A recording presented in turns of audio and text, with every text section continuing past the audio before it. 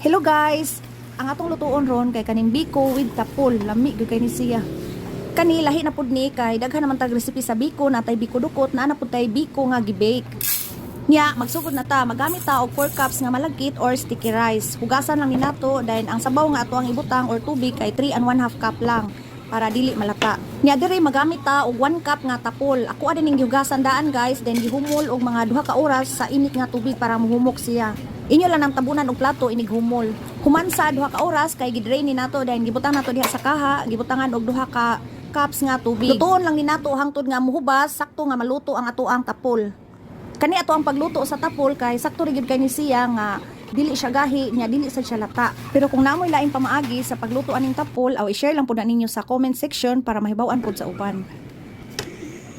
So naluto na ang ato ang tapol, ato lang sa ning iset aside, niya ang ato ang malagkit kay naluto na pud.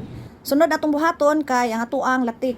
Nagamit ko diri og 4 cups nga coconut milk or gata. Waton lang na nato nga mubukal then i-add na nato ang sugar.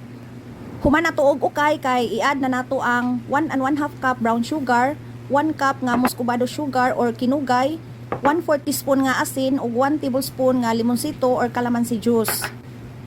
Ukayon lang na nato hangtod nga matunaw ang sugar. Then atuan ang pabukalon.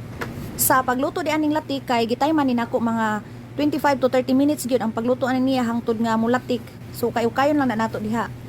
Mas lami gyud ang ato ang BIKO basta sakto gyud nga pagkalatik ang ato ang sugar ug ang ato ang gata. Ingon ani na gani ang ato ang latik kay sakto na ni siya. Mag-add ta og 1/4 teaspoon nga vanilla. Then ato ang ukayon, may bawan din na ninyo nga sakto na inyohang latik kay inyohan ang testingan sa kutsara kung dugay gani manaog ang latik, nya mukot na siya sa kutsara kay sakto na. Diri kay ibutang na ni nato ang naluto na nga tapol. Kaning tapol di ay kay klase pud ni siya sa malagkit sa katong wala pa nakahibaw ani. Lahi pud na ang black rice kay rice man gyud na siya nga kanang atuang lungagon ba. Nya gibutang na pud ni nato ang sticky rice then atuan ni siyang ukayon hangtod nga ma-mix sila. Nya ma-absorb na pud sa rice ang latik. Para dili-dali madaot ang ato ang BIKO kay atuan ang sigihag ukay og mga pila ka minutes.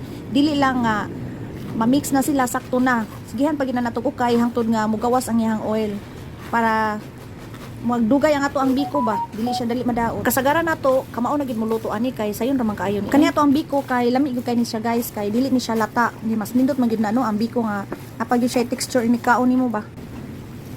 So kinahanglan nga sakto ang gidaghanon sa imuhang gata or tuno, nya sakto pod ang sabaw sa imuhang paglungag sa malagkit. Ato sa dining tabunan og mga 5 to 8 minutes or depende sa inyong gusto kung ganahan mo nga mudukot, pwede na ninyo nga taud-tauran sa ninyo para naidukot ang ilawom ba. Kani ako kay wala ni nako siya padukota, ako ara ni siyang gipauga ba. Human kay ato na ning ibalhin og sudlanan. So ako wala nang gibutang diha og round nga plato. Depende sa inyong gusto nga butangan. Nya human kay gi-cut na nato diha bisag init pa kaayo kay mas ganahan kumukaon aning BIKO nga init pa. Human nato og cut kay butangan lang ni nato og bukayo ang babaw kay naapam ko sobra ato naghimo gani ko og suman or budbud. Kani lang ato ang gamiton dire pero depende sa inyong gusto nga toppings. Ug mao na ni guys ang ato ang BIKO with tapol. Lami gyud kayo tan-awon. Labi na nga naay bukayo ang babaw ba. Dire kay ato gyud ning tilawan dayon bisag init pa kaayo kinahanglan man gyud ni siya nga pabugnahon gamay ba para murag siya mo set pa. Di siya lisod hiwaon ba. Nya kay di man ta kapaabot nga mabugnaw. Tilawan din nato para may bawan nato kung lami ba gyud. Aw lami gyud kayo siya oy sa tinuod lang kay di kay siya sobra katamis ba ini kaon nimo. Dali ra gyud kay ni buhaton nya Bisaya ra pud kayo atong instructions so dali ra gyud ni masabtan. Suway ni ninyo guys nya diri na lang ta daghang salamat.